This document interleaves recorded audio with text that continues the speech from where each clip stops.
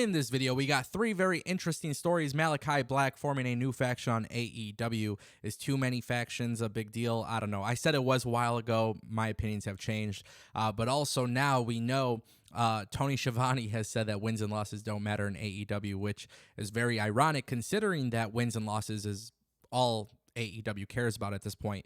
And now we got to talk a little bit about Matt Riddle. If you guys don't know, Matt Riddle has had some backstage controversy in the past, especially in WWE. He's made some comments about Goldberg and other top WWE stars. And Matt Riddle, actually, I found this to be very interesting. At some point, WWE actually released footage of Matt Riddle and Goldberg confronting each other backstage at a pay-per-view at one point. But now Matt Riddle has come out and talked a little bit about his backstage heat that he had, largely due to some comments that he made about Roman Reigns. Now, of course, with Matt Riddle, I've seen him on the Indies. I've seen him before WWE. I've seen him in WWE. It is very clear that WWE is completely behind Matt Riddle. The machine is behind him. They are all in with Matt Riddle. And it wouldn't shock me that at some point, if Matt Riddle were to become a world champion, largely due to the fact that WWE, for whatever reason, seems to love this guy. Now, I will be very fair. I think Matt Riddle has done a pretty good job, especially with the dynamic with Randy Orton. But when I think about some of this heat that he has gotten backstage, largely due to the comments that he's made about other people, it gets me worried that maybe Matt Riddle's not a guy that's going to be in WWE for long if this continues, especially when it involves somebody like Goldberg or somebody like Brock Lesnar or somebody like Roman Reigns, because we are talking about very, very large names in the industry. Now, also with that being said, I do have to point out Matt Riddle in WWE right now is being given a push with Randy Orton. And with Matt Riddle coming out and admitting to backstage heat, it got me thinking that maybe, just maybe, Matt Riddle is somebody that if he doesn't clean up his backstage behavior and he doesn't start cleaning up his act a little bit, he might not be there for long because of the fact that WWE is so behind him. You got to keep in mind, WWE is truly behind Matt Riddle, and if they're going to continue pushing him, he doesn't need to be making anybody backstage upset. And that is one of the biggest things I've seen people say on Twitter and YouTube. I've seen it in the comments. A lot of people like Matt Riddle, but they don't like Matt Riddle. And it's a very, very weird dynamic situation because when you really think about it, he is somebody, I mean, WWE's giving him the U.S. Championship. Now he's a tag team champion. This guy has potential to be a world champion.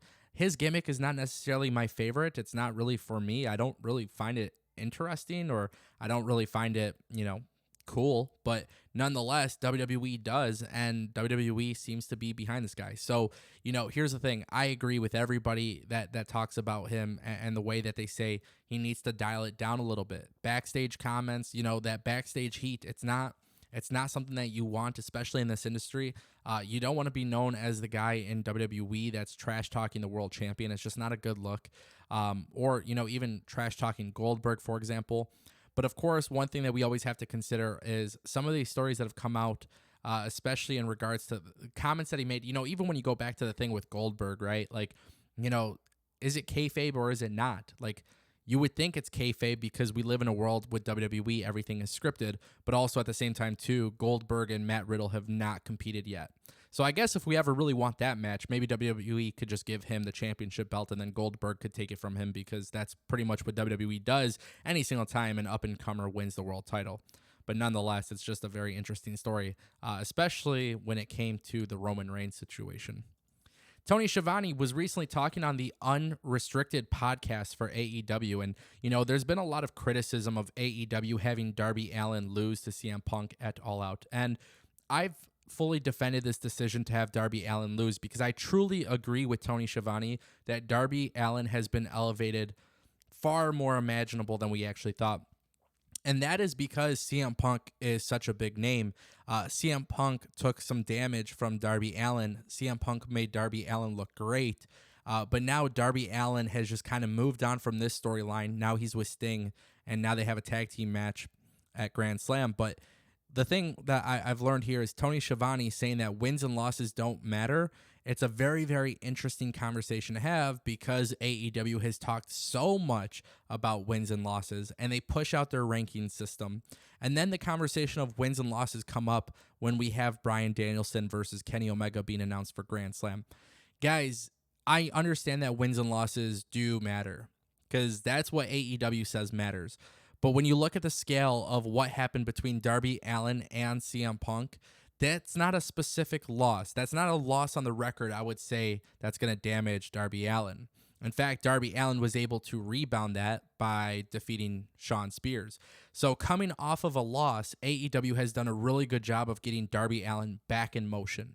And I think that's sometimes the thing that people need to understand is it's not always about wins and losses and the grand spectrum of things. It's how you deal with wins and losses that matter. And I think that's where AEW has done a really, really good job. You know, in WWE, it's like you win, you lose, and then you lose again, and then you lose again, and then you lose again. And then next thing you know, you're getting a massive push.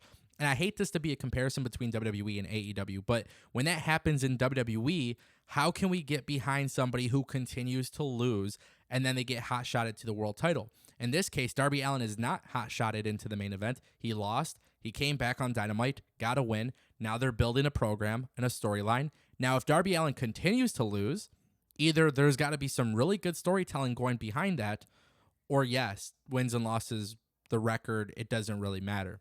However, it does matter, but I think what truly matters is what you do with those wins and losses to tell a compelling story. So just very interesting stuff coming from Tony Shiavone on the AEW Unrestricted podcast. Malakai Black. Everybody wants to know what's happening with Malakai Black. We don't see him every single day, every single moment in AEW. That's because AEW has done a really good job of protecting Malakai Black, making sure that he's not overexposed to the audience, and obviously this gets us wanting more. But what I found to be very interesting about Malakai Black is there are tons of rumors about Malakai Black starting a new faction in AEW. Now, just under a year ago, I made a video talking about too many factions in AEW. And at the time, I fully admit that I was just so conditioned to WWE. I didn't like the fact that everything seemed rushed. But here's the thing. In AEW, a year ago, when I made that video, the product was much more different. And the product has improved immensely since then. And I admit that I was wrong.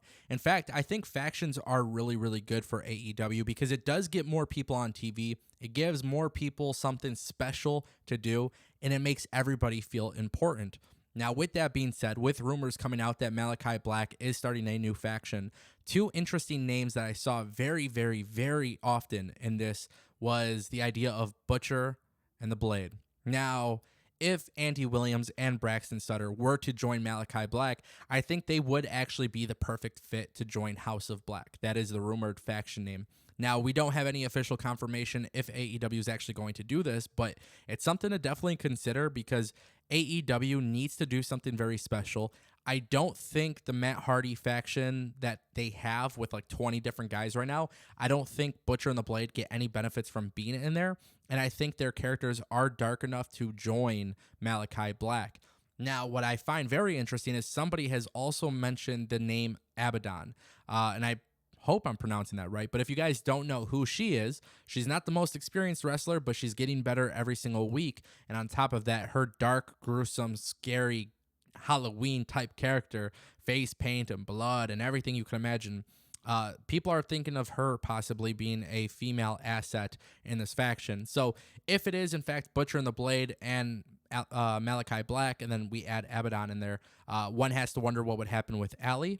But ultimately, I think this is a good move. I think Malakai Black having a faction would be incredible, especially with rumors that Bray Wyatt could be the leader of Dark Order. You can have two dark factions. You can go and do some faction wars. Keep in mind, Trios Champions possibly coming soon, those belts. Just a lot of cool stuff, guys. I want to get all of your opinions in the comment section down below. So don't forget, Discord server in the description. It's completely free. And tons more wrestling news coming on a week-to-week basis, day-to-day basis. Every single day we got something new. So make sure you guys click subscribe and ring that bell, and I'll see you guys next time. Thank you for watching. Take care.